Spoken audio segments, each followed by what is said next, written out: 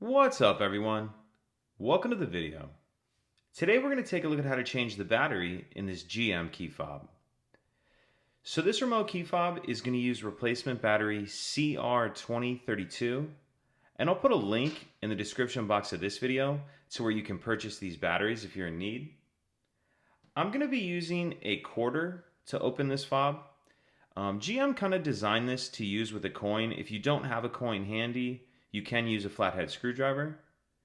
But if we grab our fob and we take a look near the bottom, near the key ring, on the bottom side, we see this notch right here. What I'm going to do is put the quarter in that notch, and then I'm going to twist it like this, like I'm opening a lock with a key. So put it in that notch, make sure it's all the way in there, and then twist. And then once you get it started, you may need to put the quarter a little further in there. Twist again. And then once it's far enough apart, you can go ahead and pull it apart with your hands. And now we see our battery right here.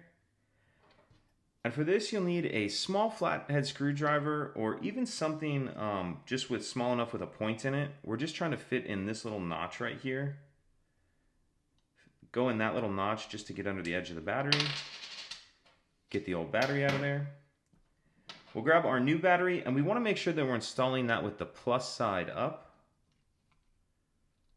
Go ahead and snap that into place in that holder. And then go ahead and snap the two halves of the shell back together. And that's it. Pretty simple. If you have any questions, please let me know. If you could take a second to like and subscribe, it helps us out, and I'd appreciate it. Thank you.